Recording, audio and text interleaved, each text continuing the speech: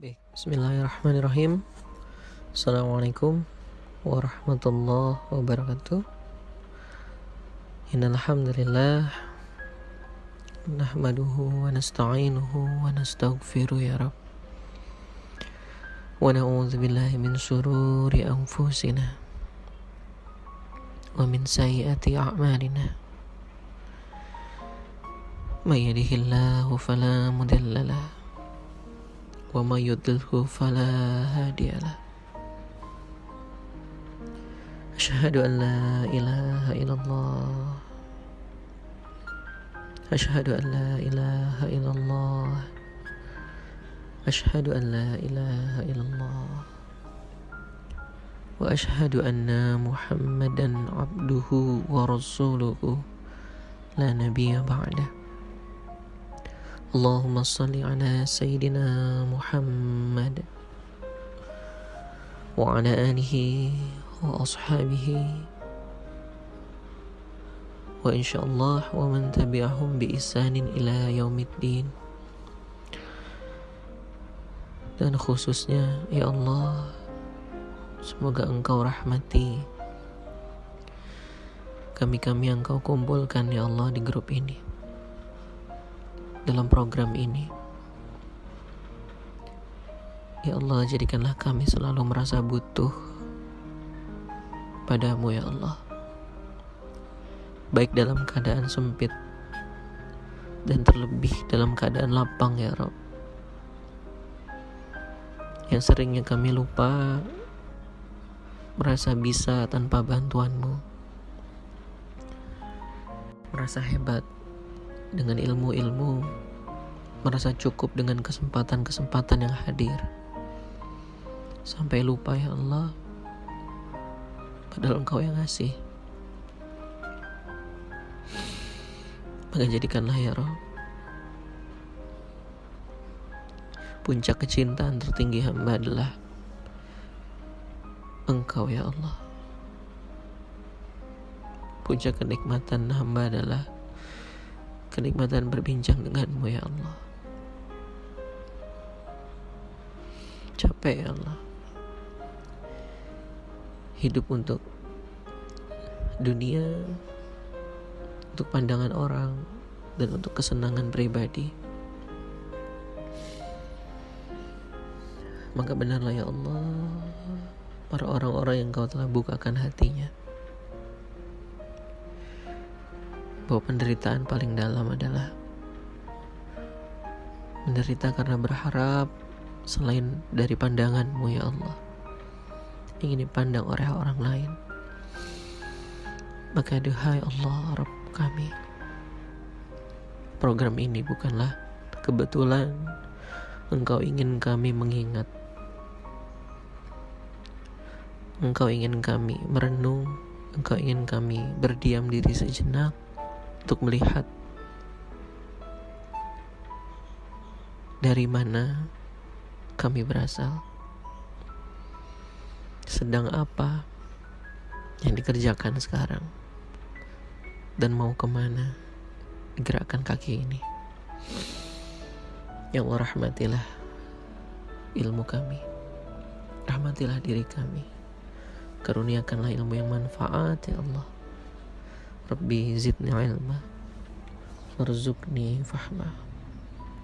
Allahumma salli ala Sayyidina Muhammad wa ala ali Sayyidina Muhammad. Amin ya Allah, amin ya Rabbal Alamin. Kawan-kawan dimanapun teman-teman berada, alhamdulillah kali ini kita diizinin ketemu dalam kajian e-learning ini, dan saya kebagian untuk nemenin kawan-kawan, teman ngobrol aja.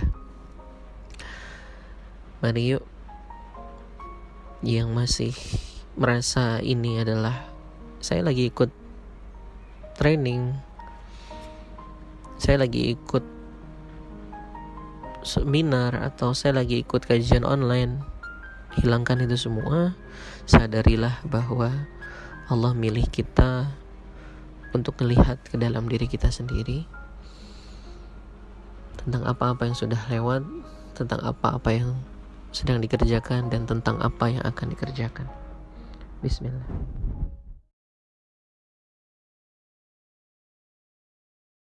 Hari ini saya Reza Randy dari PP Institute dikasih kesempatan untuk sharing. Alhamdulillah, terima kasih. Maka saya cari apa sekiranya yang mau di-sharing, apa sekiranya yang paling saya pegang dalam perjalanan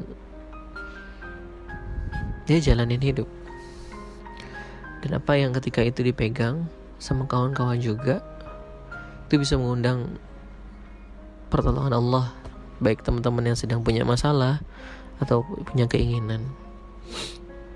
Nah, untuk itulah akhirnya saya memilih judul ini, yaitu temanya Spirit of EOA. EOA itu Employee of Allah, karyawan Allah, dimana kalau teman-teman ngikutin training PPA yang berbicara tentang keajaiban mengundang pertolongan Allah, materi ini adalah materi paling penting dari perjalanan training 12 jam. Kalau mau dirangkum, esensi terdalamnya ya ini, EOA ini, yang ketika teman-teman praktekkan, insya Allah, semoga jadi jalan pertolongan Allah, baik yang sedang punya masalah atau punya keinginan, atau lebih dalamnya adalah menemukan kesejatian diri. Makanya saya kasih tagline di sana, ini adalah kunci dari segala kunci keajaiban. Ada kunci-kunci keajaiban, gitu ya. Tapi kalau mau diperas kunci-kunci keajaiban itu, dapatlah satu, yaitu ini. Ini yang akan ngebuka dimensi yang belum pernah kita bayangin sebelumnya mungkin. Spirit ini atau rahasia ini, kunci inilah yang akan bikin hidup teman-teman gak lagi sama. Bangun pagi udah punya gambaran jelas mau kemana, lagi jalanin, punya kontrol terhadap apa yang lagi dilakuin, sehingga gak kebablasan ngerjain dunia. Dan dengan kunci ini juga, jangan heran nanti teman-teman dapat pertolongan Allah dari jalan tidak disangka-sangka, insya Allah. Dan perkenalkan sebelumnya, nama saya Reza Randy. Walaupun di profile ini tulisnya founder ya, dan master trainer PPA, saya bukan founder, bukan penemu, titiper aja. Alhamdulillah juga Allah titipin punya buku 2, Pola Pertolongan Allah dan Pesan Cintanya. Dan hari ini mohon doanya lagi ngebina 90.000 orang di seluruh Asia, juga sebagai komisaris PT Pancapola Anugrah, direktur PT Pandu Prima Amanah, juga di Spiritual Speaker Academy, dan juga di direktur PT Emas Optimasi Abadi. Alhamdulillah juga diamanahi jadi ketua Dewan Pembina Yayasan Abul Yatama Indonesia, pembicara. Alhamdulillah PPA sudah terselenggara lebih dari 1.900 angkatan rutin bagi teman-teman yang belum ikut di 130 kota di 3 negara. Ribuan testimoni sudah terdokumentasikan dengan izin Allah, dan kita ada 17 rumah tahfidz dan terus pergerakannya. Kenapa saya bacain ini? Pertama, biar kenal. Yang kedua, inilah testimoni nyata dari apa yang mau saya sampaikan ini sebenarnya. Dari materi yang kita mau sampaikan itu Spirit of EOA ini, yang saya praktek satu itu aja dengan izin Allah perjalankan sehingga sampai di titik ini. Dan semoga ketika teman-teman juga memahami dan mengaplikasikan kunci ini, terjadi hal yang lebih luar biasa lagi di hidup teman-teman. Amin.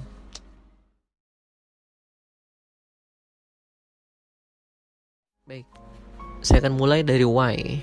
Mengapa materi ini penting untuk teman-teman dengerin gitu ya. Jadi materi ini yang pertama adalah akumulasi dari pemahaman dan praktek materi private class PPA ini selama 6 tahun. Jadi PPA itu sebuah training, sebagai sedikit info, trainingnya 12 jam, yang dibahas tentang ilmu tauhid aplikatif. Kita ngobrol-ngobrol di sana, dan ini udah kita jalani 6 tahun. Dan materi ini, materi IOA ini, yaitu Employee of Allah ini, inilah materi terpenting dari 12 jam training, dan hari ini mau kita sampaikan. Yang kedua, materi ini bukan sekedar materi, tapi udah diuji cobakan kepada ratusan ribu orang di 1900 angkatan. Seperti yang saya sampaikan tadi, bahwa PPA alhamdulillah sudah sampai di 1900 angkatan gitu ya, dan diikutin oleh ratusan ribu orang. Dan materi apa sih yang paling mengubah? Saya tanyakan kawan-kawan.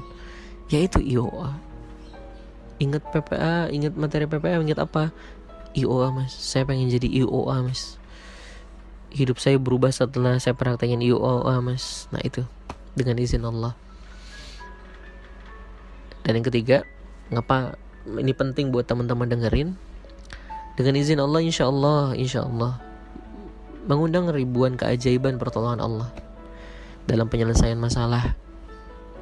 Bagi teman-teman yang lagi punya masalah apa sekarang, finansial kah, karir, bisnis, atau merasa saya mah nggak punya masalah apa-apa mas, tapi hidup saya kok kosong ya mas, kering ya mas gitu. Nah ini kita bahas bareng insya Allah ya.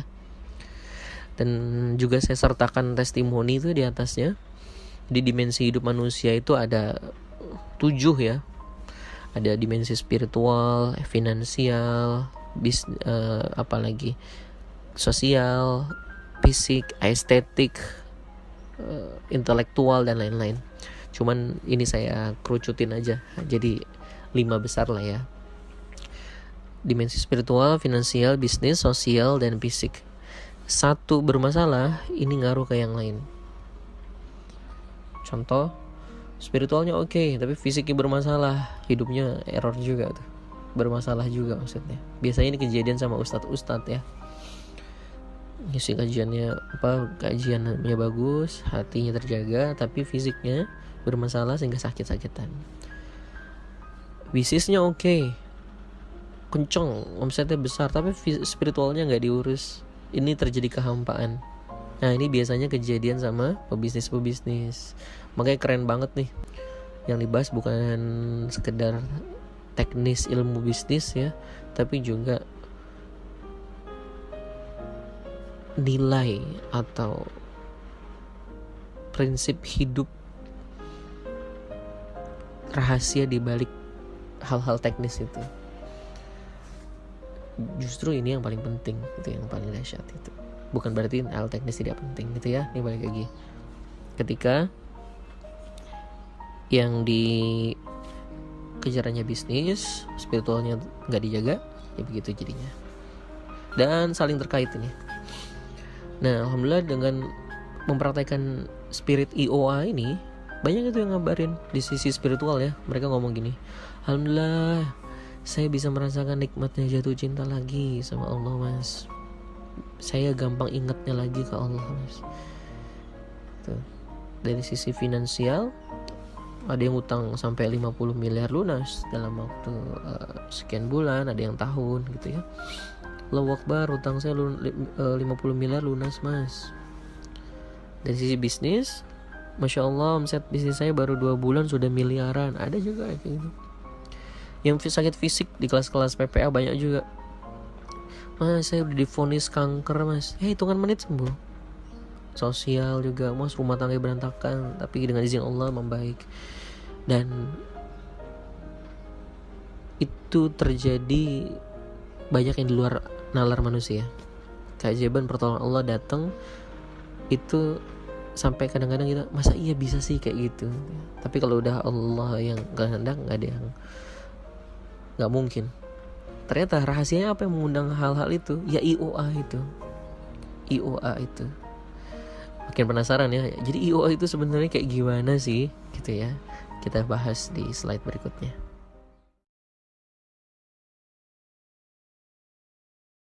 Baik, kan saya akan mulai. Ini materi dasarnya dulu. Misalkan gini, saya doain Anda jadi orang kaya semua, multi-triliuner semua, yang soleh ya. Terus saya minta ke Anda nih, mas, saya lagi punya kebutuhan nih, tolong dong bantuin saya minta 2M aja mas. Kira-kira dikasih gak? Anda multi-triliuner nih. Kasih lah mas, kecil mah 2M kan gitu ya. Tapi pasti Anda nanya kan ke saya, buat apa mas Ren? Dan saya jawab, saya udah capek hidup miskin. Saya pengen lah punya rumah yang gede. Saya pengen lah punya mobil yang banyak gede, yang bagus. Biar apa? Biar orang-orang itu kagum melihat saya. Biar orang-orang hormat sama saya. Capek dihina-hina orang terus.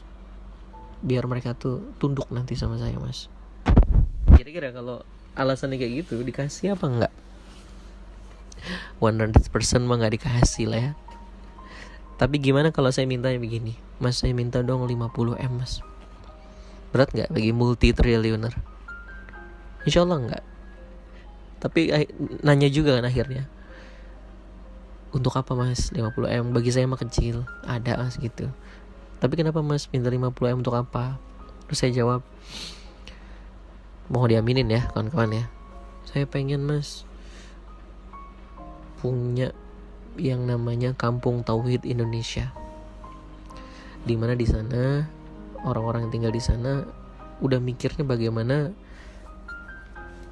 ngasih perubahan buat banyak orang aja, bantu orang aja, dan disitu jadi think tank peradaban umat Islam di sana. Saya pengen juga mas lunasin utang-utang banyak orang mas. Saya pengen biayain dakwah mas, biar jalan mas. Saya pengen mas ngumrohin orang-orang satu-satu, orang-orang yang saya sayang, orang-orang yang berprestasi, ustadz-ustadz dan lain-lain. Saya pengen biayain dakwah mas. Saya pengen punya rumah sakit infak mas, biar kalau ada yang susah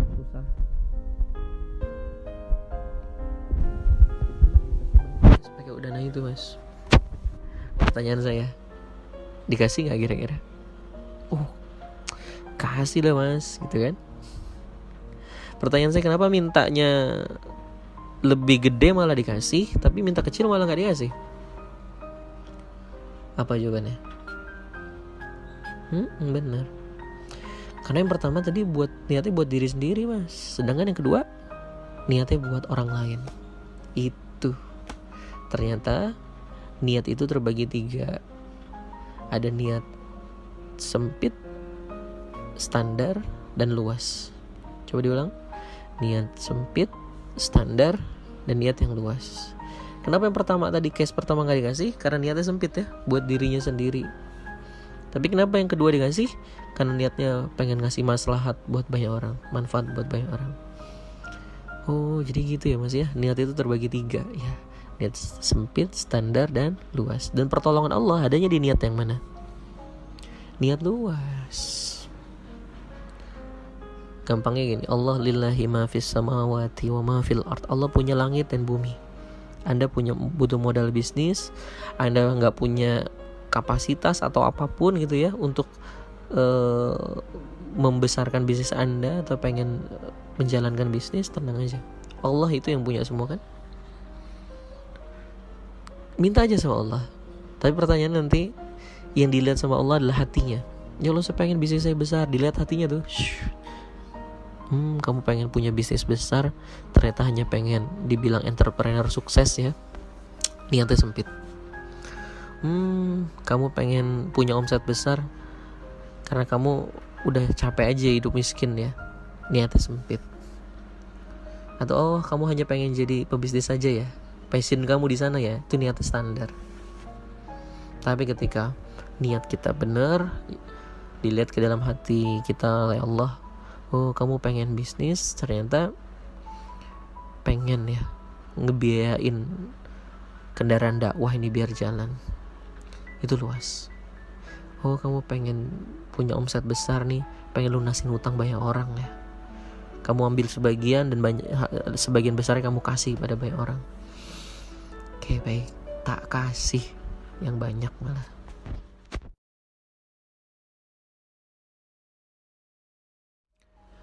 Gitu kan kawan. Jadi itulah niat yang luas. Gampang Allah kok ngerubah hidup kita hari ini juga. Gampang kok Allah menghadirkan semua yang Anda sedang butuhkan dalam proses membesarkan bisnis Anda sekarang juga. Masalahnya adalah apa yang membuat Allah mau ngomong kun buat Anda. Jangan-jangan Allah belum punya cukup alasan yang kuat untuk ngomong kun kepada kita. Kenapa? Karena niatnya masih sempit. Siapa yang paling tahu niat itu luas, sempit atau standar? Kita dan Allah. Cek ke dalam hati sendiri. Tanya dalam hati sendiri, kenapa ya saya bisnis ini? Kenapa saya jalanin ini semua ya? Kenapa saya bela-belain waktu, nguras tenaga, ninggalin ini itu? Kenapa saya perjuangin ini ya? Coba deh diam sejenak, sambil dengerin audio ini, diam sejenak dan tanya dalam hati, kenapa? Coba sekarang, silakan.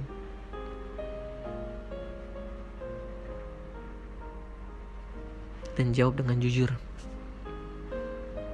Kalau memang masih sempit niatnya, akui, jangan dilawan. Akuin ke Allah. Iya ya Allah ya, niat saya masih sempit banget. Hanya pengen karena ini. Ngomong ke Allah sekarang.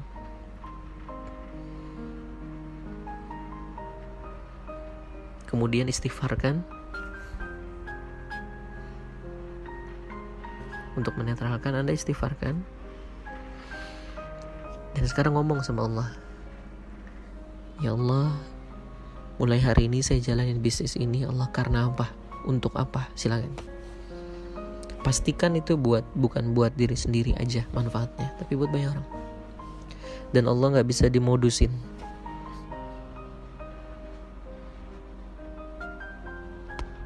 Ya.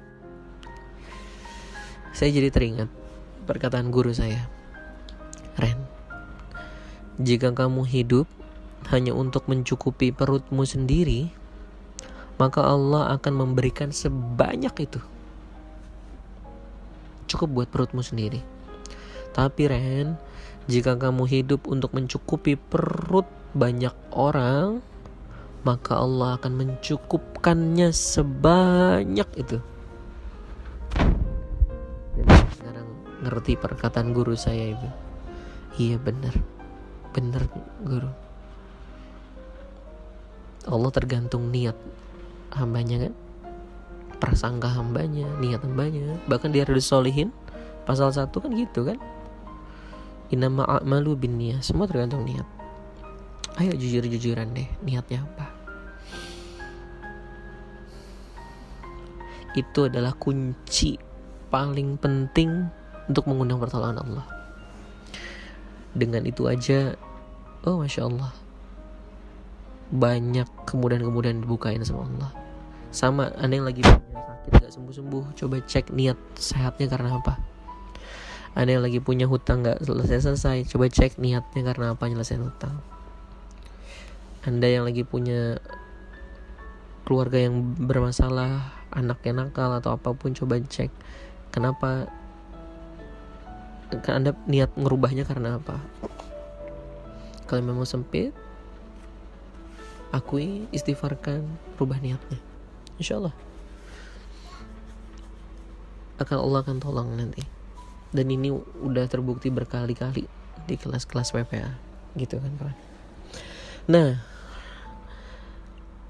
tapi ini baru materi permulaan. Anda praktekin itu aja, insya Allah cukup untuk ngubah hidup. Tapi pertanyaan saya, mau gak saya ajak kepada level yang lebih tinggi lagi, sekaligus lebih dalam lagi. Level dimana Anda ketika lagi futur, baliknya cepat banget insya Allah. Minimal ada kerinduan nanti ketika lagi futur. Dan kerinduan itu yang akan menghantarkan kepada balik lagi ke Allah. Level dimana jatuh cinta Anda dapat rasanya ke Allah. Dan ketika itu dapat, menyebabkan akan cinta-cinta yang lainnya dan hidup jadi lebih hidup. Level dimana bonusnya seringkali Anda baru ngebatin sedikit aja, itu barangnya udah Allah anterin, bahkan di luar nalar Anda. Level dimana semakin Anda dalamin ini, semakin jadi hamba yang tahu diri dan syukur, insya Allah.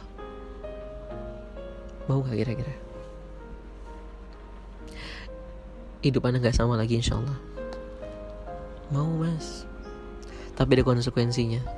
Kalau Anda sudah berkomitmen nanti masuk ke level ini yang mau saya sampaikan ini, tapi tidak komit di sana, atau tidak benar-benar terus-terusan membersihkan hati di level itu, maka bisa jadi Allah kasih hal yang gak enak tuh nanti. Apa? Yaitu dicabutnya rasa jatuh cinta dari hati ke Allah. Tapi saya jamin, Anda mulai masuk ke level ini, tertatih-tatih gak apa-apa di level ini. Yang penting just coming back ke Allah, hidup Anda gak sama lagi. Mau tahu level apa dan mau kita bahas di rekaman berikutnya.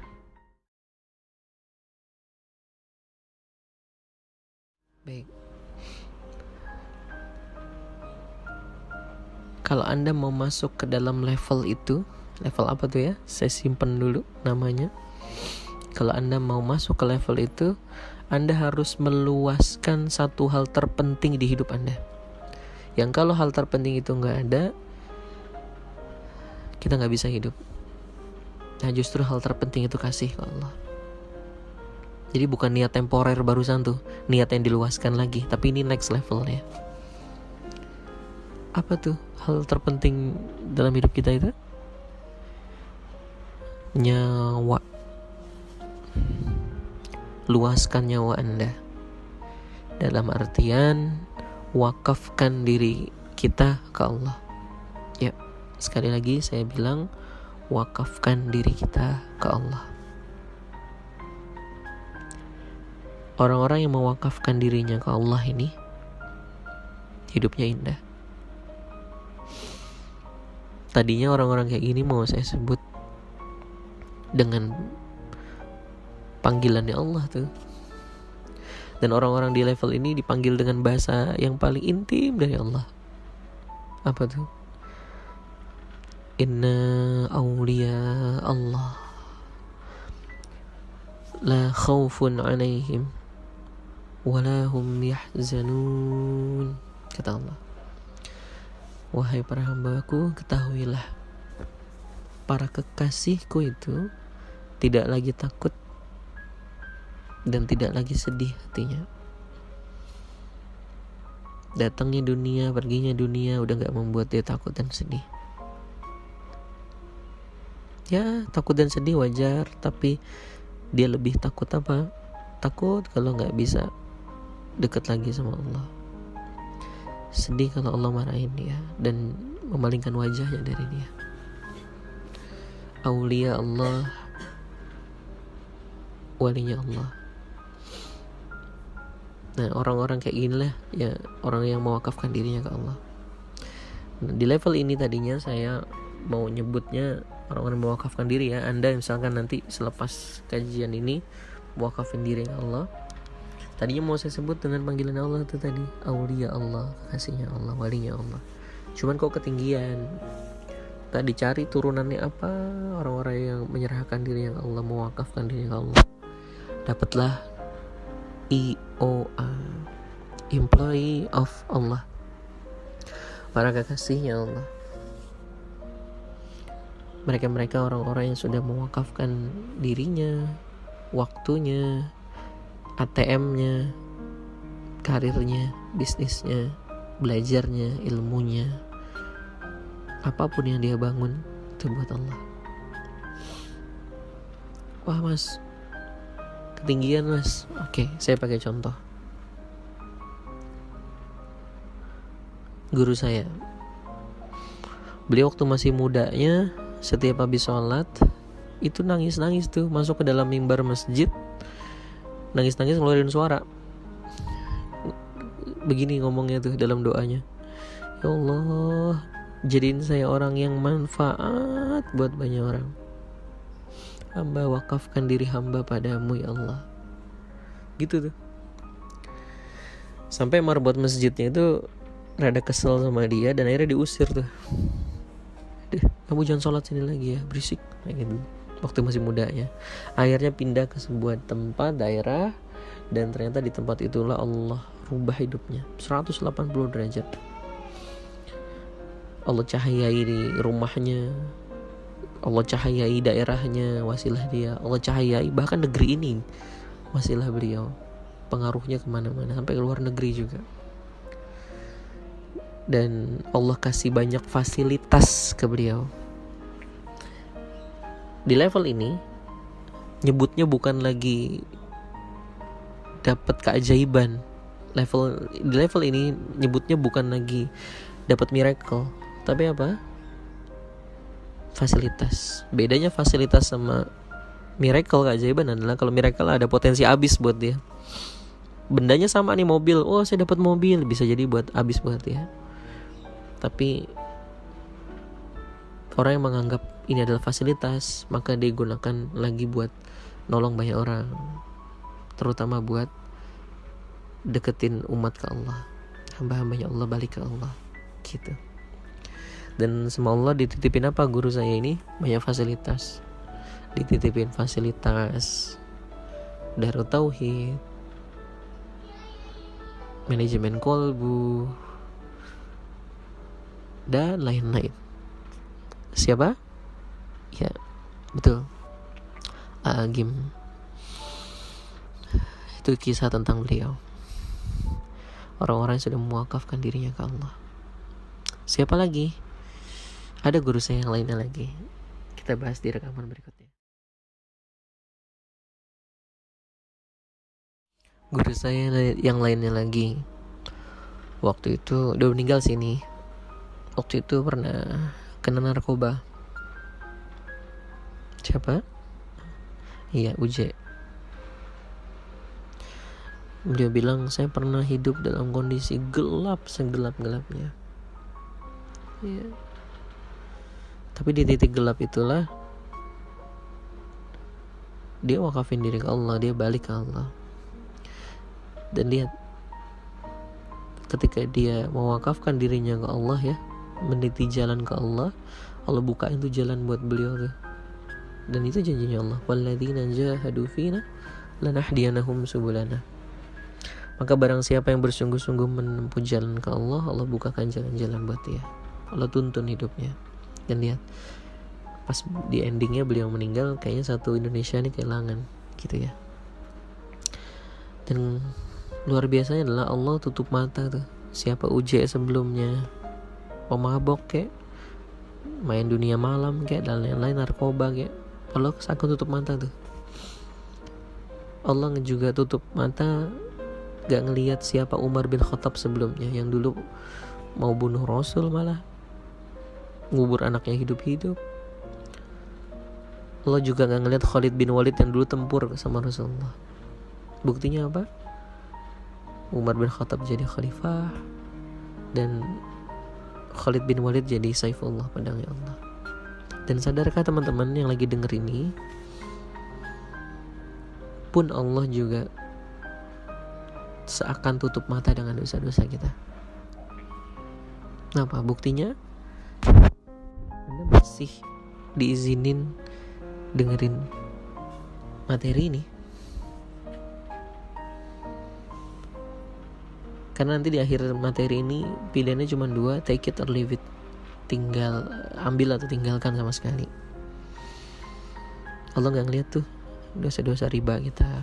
Buktinya masih diizinin dengerin ini. Allah tutup mata tuh seakan gak ngeliat dosa-dosa maksiatnya. Astagfirullahaladzim. Alhamdulillah. Subhanallah. Masya Allah. So kawan-kawan, gak ada yang kebetulan gak ada kebetulannya Allah memperdengarkan ini buat Anda. Maka balik yuk bareng-bareng, doain, saling doain. Semoga kerinduan tertinggi itu ya terus ngobrol, berdoa sama Allah, curhat sama Allah. Baik, selanjut. Waktu itu di kelas ya kalau gak salah, saya lagi nyampein materi ini, itu ada anak muda, mas itu angkat tangannya. Mas, saya mau cerita testimoni mas, dia bilang. Oh iya, silakan mas. Dia cerita tuh, kawan-kawan, materi IOA itu bener banget, dia bilang. Saya ngalamin itu. Mas Randy, saya izin cerita ya. Oh ya silakan mas, saya bilang. Kawan-kawan, saya pernah kerja selama 3 tahun. Dia cerita. Dia mulai ceritanya kan. Pergi pagi pulang malam. Sampai saya ngerasa, apa hidup hanya untuk kayak gini ya? Bosen, bete. Nah lagi bete-betenya, itu dia ketemu buku tuh. Bukunya pengusaha ya. Buku yang judulnya apa? Bosan jadi karyawan. Yang dimana buku itu tuh ngajakin resign. Buku motivasi bisnis lah. Kita kan kalau habis baca buku motivasi bisnis, biasanya langsung merasa udah bisa bisnis nih. Wah gampang nih bisnis, bisa. Wah ayo semangat gitu kan. Tapi gak pakai perhitungan, gak ada ilmunya, gak ada pengalaman. Nah habis baca buku itu, kawan saya ini langsung resign tuh, mutusin resign. Allahu Akbar. Wah tulisannya pakai Allahu Akbar nih. Terus dia nyolek saya, tahu nggak mas Randy, tahu nggak saya Allahu Akbarnya itu kuat berapa lama mas? 3 hari dia bilang. Hari pertama Allahu Akbar, hari kedua Allahu Akbar, hari ketiga Allah, dan hari keempat tepuk jidat dia Allahu Akbar. Saya bilang ngambil keputusan ya Allah. Dia hopeless tuh. Dan dia bilang saya gak berani mas keluar rumah 7 hari. Tekanan batin, malu sama tetangga, dan dia gagal move on gampangnya. Sampai pernah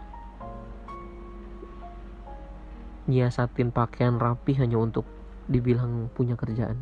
Dikeliling-keliling komplek kalau sore, biar dibilang sama tetangganya itu dia tuh kerja. Tapi ternyata di titik terendah hidupnya itu, yang dia gak berani keluar rumah 7 hari 6 malam tadi itu, di titik hopelessnya itu, Allah datang sama dia. Allah gandeng dia. Melalui apa? Diperdengarkan suara gaib di telinganya. Suara gaib apa tuh? Kita lanjutin kajiannya di rekaman berikutnya.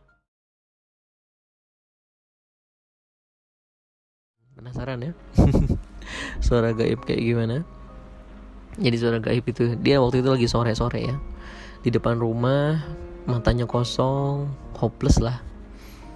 Tiba-tiba dia cerita gini, mas, Allah perdengarkan suara gaib di telinga saya mas. Saya bilang, suara apa? Suara yang bunyinya begini mas. Allahu Akbar, Allahu Akbar. Saya bilang, itu mas suara azan mas. Dia tahu aja. Iya mas Randy, ini suara azan. Tepatnya suara azan asar saat itu, dia bilang. Kok gaib sih mas? Itu kan suara azan asar. Kenapa saya bilang gaib mas? Gini loh, kok azan hari itu rasanya di hati saya beda mas. Padahal saya kenal muazzinnya, waktunya sama, gak ada yang beda. Tapi di hati saya tuh rasanya kok beda nih azan kali ini. Kenapa ya Mas Randy? Gitu.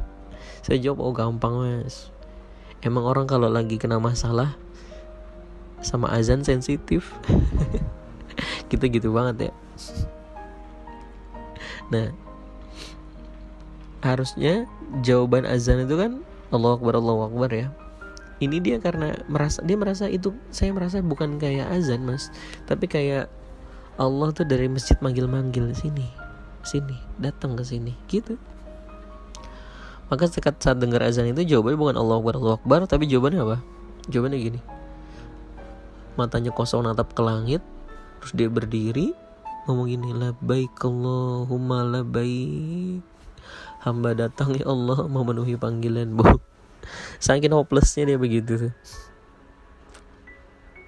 Nah terus kemudian dia langsung pakaian rapi masuk ke masjid, dan gak kejadian apa-apa di masjid. Tapi ketika jamaah udah pada pulang tuh, dia masih diem di dalam masjid.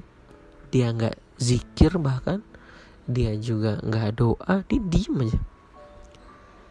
Yang keucap dari lisannya itu cuman apa? Saking beratnya masalah ya, dia gak bisa ngomong subhanallah, alhamdulillah, gak bisa dia. Cuman gini doang, Allah, Allah, Allah, gitu doang. Nama Allah aja disebut. Dan Mas Randy mau percaya atau enggak Mas, tapi di belakang kepala saya nih kayak ada tangan yang dorong Mas. Sujud. Dan saat itu saya tersujud Mas. Dan itulah sujud terindah seumur hidup saya Mas Randy, katanya. Kenapa? Oh, saya ngerti mensujudkan tujuan hidup ke Allah tuh begini rasanya. Oh, saya ngerti rasanya mensujudkan ketakutan tuh begini rasanya. Oh, saya ngerti mensujudkan nafsu tujuan hidup selain kepada Allah tuh begini mensujudkannya rasanya. Makanya dia namainnya sujud kali itu tuh sujud cinta, dia bilangnya. Dan abis itu dia angkat kepalanya dengan mata berlinang. Dia ngomong gini, dan dia pertama curhat sama Allah. Curhatnya gini, ya Allah, saya kok kayak orang gak berguna gini ya Allah ya. Padahal saya yakin Engkau ngasih potensi luar biasa dalam diri hamba, nitipin potensi besar dalam diri hamba. Tapi hari ini hamba jadi hopeless gini ya Allah, salah jalan. Maka ya Allah, mulai hari ini, nah ini doanya nih, Anda boleh copy paste. Dan saya copy paste doanya dia tuh, bagus doanya. Dan doa ini yang ngubah banyak orang. Doanya begini, maka ya Allah, mulai hari ini jadikan hamba ya Allah seperti apa yang Engkau mau, dan jangan jadikan hamba seperti apa yang hamba mau ya Allah. Oh, dahsyat ini. Ya Allah, jadikan hamba seperti apa yang Engkau mau, dan jangan jadikan hamba seperti apa yang hamba mau ya Allah. Tolong bikinin untuk hamba tiap hari agendanya ya Allah. Dan ini tangan saya, ini kaki saya, ini lisan saya, ini uang saya, ini waktu saya, ini karir saya, ini hidup saya, dan ini mati saya ya Allah. Inna sholati wa nusuki wa mahyaya wa mamati lillah. Pakai ya Allah untuk jadi jalan manfaat buat banyak orang. Saya wakafkan diri hamba padamu ya Rabb. Dia doa kayak gitu. Keren doanya, Anda ikutin. Itu mewakafkan diri itu. Dan apa yang kejadian setelah dia doa? Berubah 180 derajat hidupnya. Di rekaman berikutnya. Oke.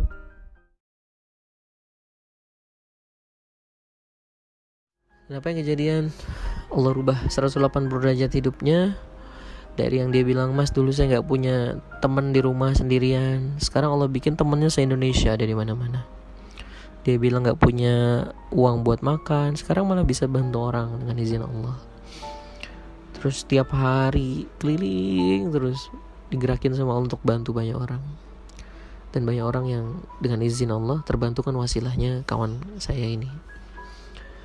Dan 180 derajat lah hidupnya berubah gitu. Dan dengan izin Allah, qadarullah, kawan saya itu muter-muter se-Indonesia sampai akhirnya sampailah kepada titik ini, nemenin Anda ngobrol dari tadi sama Anda.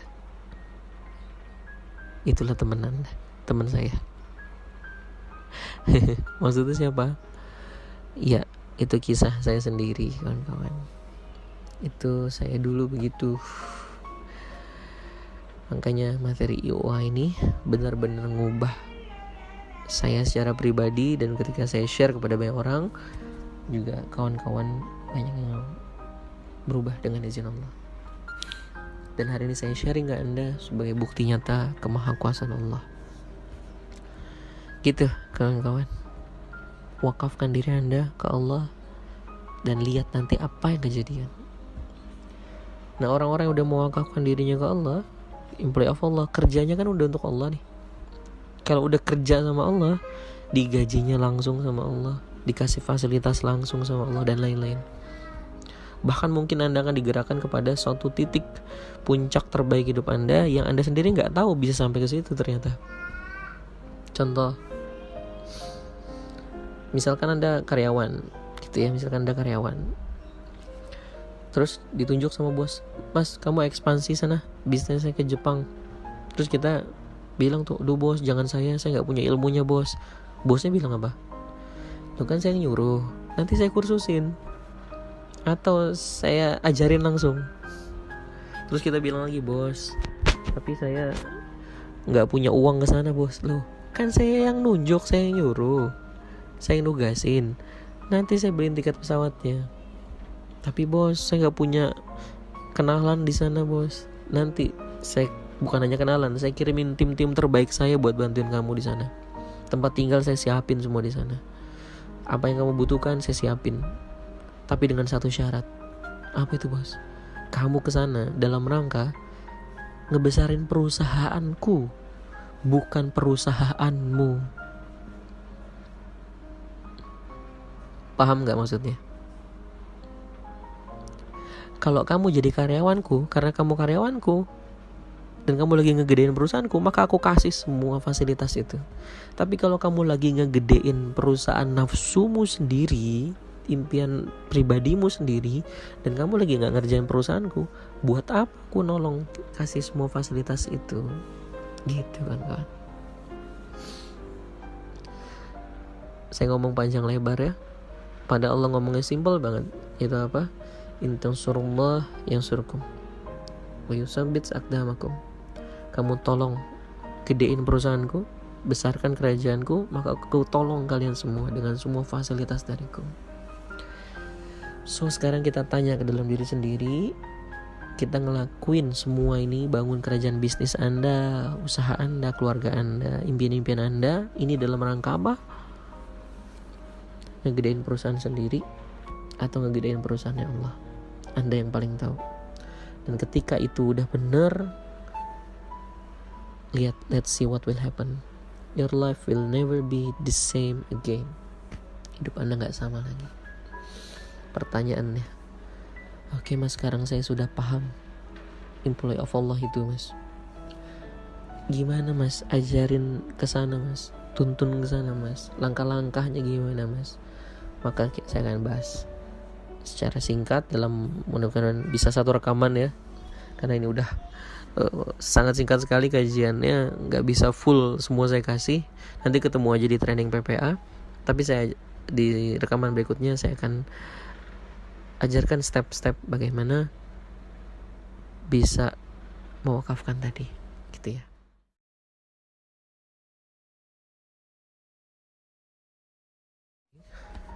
Saya posting barusan ada 3 slide sekaligus, kawan-kawan. Itulah langkah-langkahnya, dan coba saya bahas satu-satu. Jadi yang pertama adalah langkahnya me time. Me time itu adalah milikilah waktu sendirian. Ambil waktu sendirian untuk berduaan sama Allah.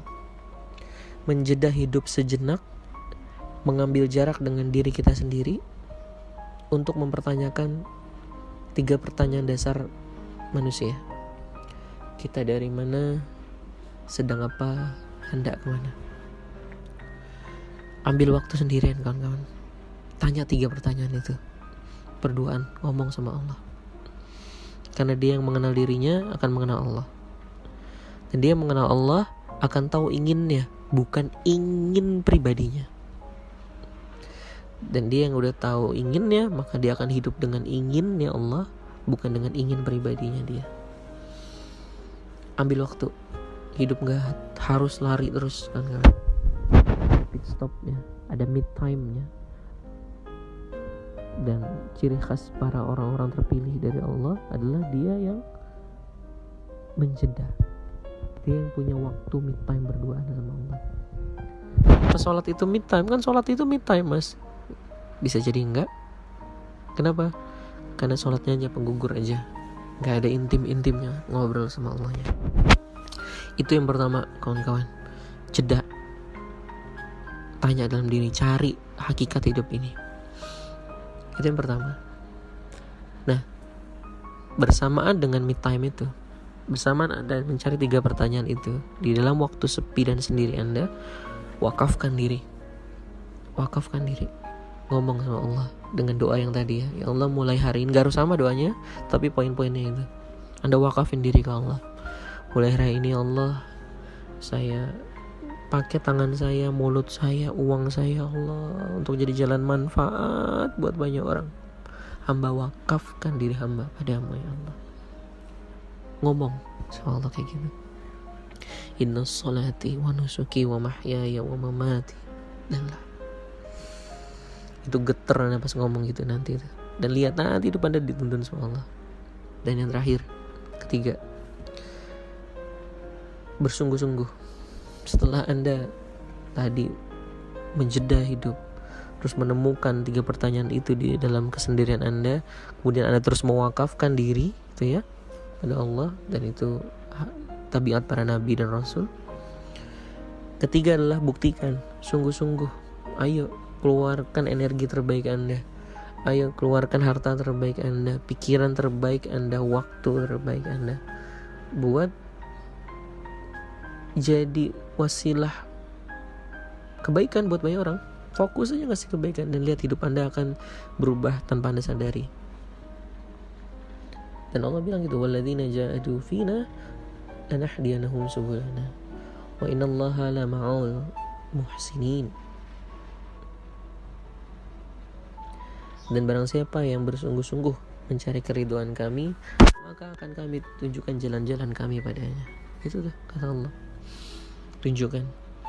Karena dalam pergerakan itu ada keberkahan, dan dalam pergerakan itu Anda akan secara gak sadar dituntun sama Allah. Dan bagaimana cara menikmati itu? Satu-satunya cara menikmati itu adalah, semua yang Anda lakukan adalah benar niatnya dan keluarkan energi terbaik, bantu orang banyak. Lihat, Anda akan digiring menjadi pribadi yang benar-benar berbeda dari sebelumnya, dan ditolong dengan banyak. Gitu kawan-kawan. Itulah langkah mengaplikasikan pemahaman yang kita bahas tadi. Dan dengan izin Allah, alhamdulillah, itu dari kami PPA yang megang itu aja dari dulu. Kami nggak ada ilmu bisnis sebenarnya, nggak punya ilmu ini, tapi dengan modal yang tadi itu, tadi orang-orang terbaiknya Allah kirimin. Contoh, PP itu kan training tentang tauhid ya sebenarnya. 80% pengajar atau trainer di PP itu bukan asatis tuh, bukan ulama, bukan kiai, bukan ustadz. Sama Allah dikirimin tuh banyak ulama-ulama, ustadz-ustadz, guru-guru untuk nemenin ini, masya Allah.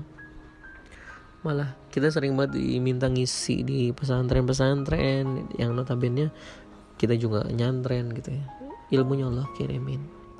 Terus sama Allah dibikin penyebarannya sangat cepat di 3 negara, 130 kota, 1900 angkatan, 100.000 alumni.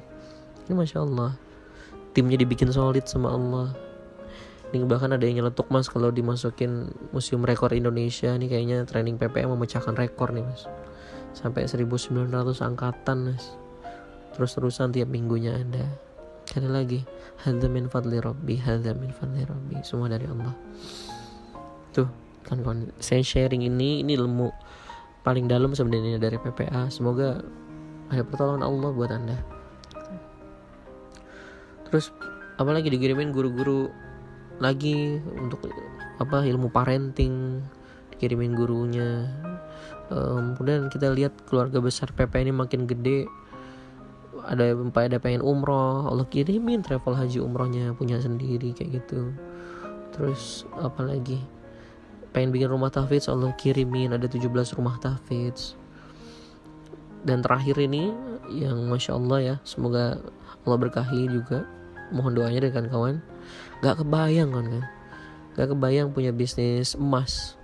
Nah tiba-tiba Allah anterin orang punya pabrik bilang gini, mas yuk bikin bisnis emas sama kami, sama saya mas. Kita ngetim bareng, kita diriin perusahaan lagi sendiri mas. Wah, ternyata beliau ini adalah yang nyetak emas yang diedarkan di Indonesia. Dan alhamdulillah akhirnya kita bikin perusahaan emas ini, makanya PT Emas Optimasi Abadi. Kita ngeluarin emas langsung tuh, kecil-kecil emas lah ya, buat solusi umat. Dan dengan izin Allah baru sebulan gitu kalau nggak salah, 2 bulan, repeat order dan demand dari pasarnya tinggi banget. Udah terdaftar 400-an agent lah, tersebar 30 cabang lah, omsetnya sampai miliaran lah, baru mulai semuanya, Masya Allah. Dan ini terus bergulir. Mohon doanya. Sekali lagi ini bukan promo atau gimana-gimana, tapi ini untuk testimoni bahwa bener loh yang kita bahas sepanjang kajian ini kan cuma satu ayatnya, yaitu apa? In tansurullah yansurkum wa yusabbit aqdamakum. Kamu tolong agama Allah, maka Allah akan menolong kamu, nguatin kamu, ngasih fasilitas buat kamu dan lain-lain. So kawan-kawan, ini aja mungkin yang bisa saya sampaikan. Semoga ada manfaatnya. Pesan terakhir saya, wakafkan diri ke Allah dan lihat hidup anda gak akan sama lagi seperti sebelumnya, dan sama Allah dianterin ke bentuk terbaik. Assalamualaikum warahmatullahi wabarakatuh.